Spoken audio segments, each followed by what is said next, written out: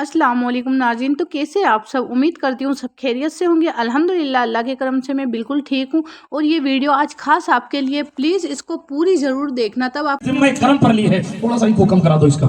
कुदरत ने अपने जिम्मा करम पर ली है। बिरादरान मिल्लत इस्लामिया, हुजूर का जिक्र तो ना खत्म हुआ था ना होगा। हुजूर अलैहिस्सलातु वस्सलाम की शान और अजमत ना कम हुई थी ना होगी। भाई कैसा माइक ऑपरेटर है।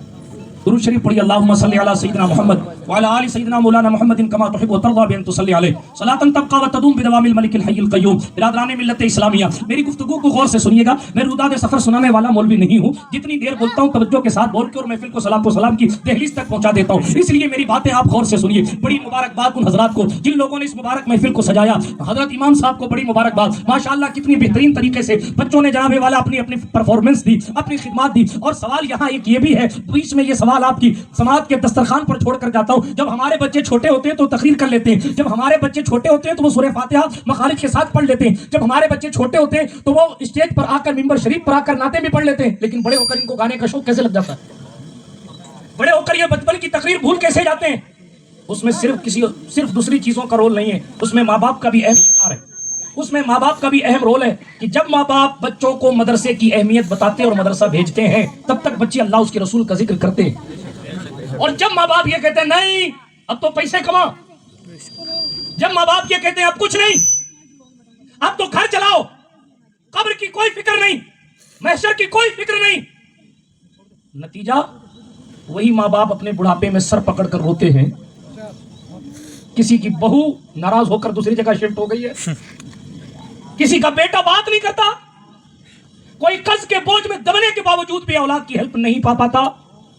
इन तमाम चीजों की वजूहात में खास वजह यह है कि आपने दूसरी बहुत सी तालीमें दी, कौम की रस्में तो अपने बच्चों को याद कराई, पैगंबर की शरीयत नहीं बताई।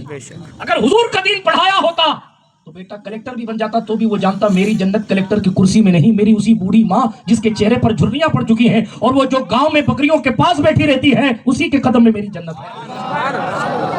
लेकिन हमने तुम के दीन को अहमियत नहीं दी। रिजल्ट हमारी निगाहों के सामने। फिर तावीजें देखने फिर रहे हैं, थोड़ा तावीज बना तो बहू बस में आ जाए, सास तावीज ले रही है, बहुत तावीज मिल जाए, कहीं कुछ ऐसा मुसख्खर करने का अमल वजीफा बता दो ताकि बहू हमारे बस में आ जाए। बहू कोशिश कर रही है, कई बहुएं हैं, सास मेरे कंट्रोल में रहे, चाबी मेरे पास रहे। अब जनाब तावीज वालों का भी धंधा चल रहा है, उनके खुद के घर में लफड़ा है लेकिन दूसरों को तावीज टिका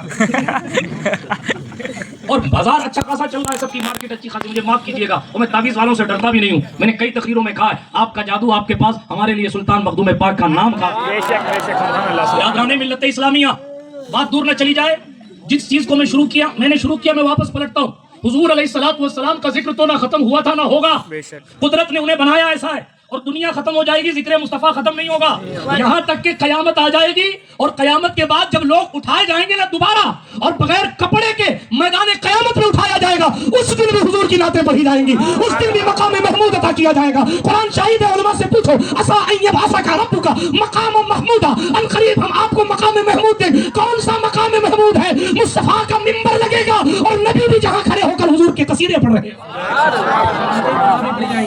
नाते तो वहां भी पढ़ी जाएंगी, बल्कि नाते पढ़वाने के लिए महशर सजाया गया। बेशक बेशक बेशक सुभान अल्लाह। फकत इतना सबब है इनेकाद बज़्म महशर का कि उनकी शान महबूबी दिखाई जाने वाली। तो ये तो खत्म नहीं होगा। लेकिन सवाल आपसे ये है कि जब इस्लाम दुश्मन ताकतें जिक्र मुस्तफ़ा को मिटाने और किरदार मुस्तफ़ा को पामाल करने की नापाक साजिशें कर रही हैं, तो मुसलमान जिक्र मुस्तफ़ा को आम करने और हुजूर के किरदार को अपनाने की कोशिश क्यों नहीं कर रहा?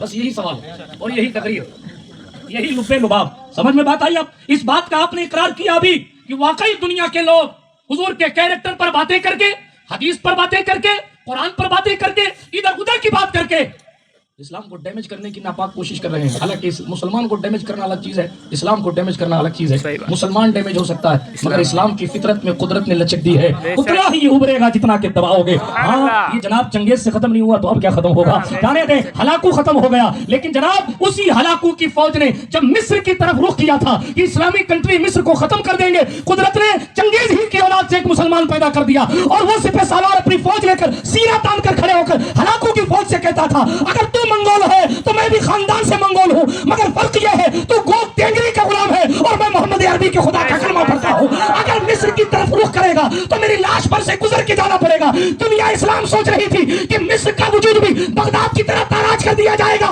मगर इकबाल ने कहा उस मंजर को देखकर, सुनो, है आया यूरिशे तातार के अफसाने से, है आया यूरिशे तातार के अफसाने से, पासबा मिल गए काबे को सनम खाने, पासबा मिल गए काबे को सनम खाने। अस्सलामुअलैकुम फ्रेंड्स, तो आपको ये वीडियो कैसी लगी है कमेंट करके ज़रूर बताना और इस चैनल को लाइक शेयर और सब्सक्राइब जरूर कर लेना।